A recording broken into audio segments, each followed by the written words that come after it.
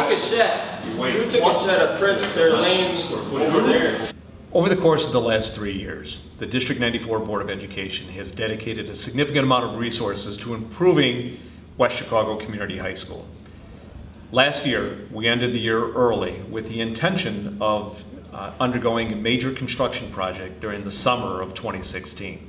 As a result of that, we plan to start the 2016-2017 school year later, after Labor Day, September 6th, for the sole purpose of providing our contractors a significant amount of additional time in order to complete the project.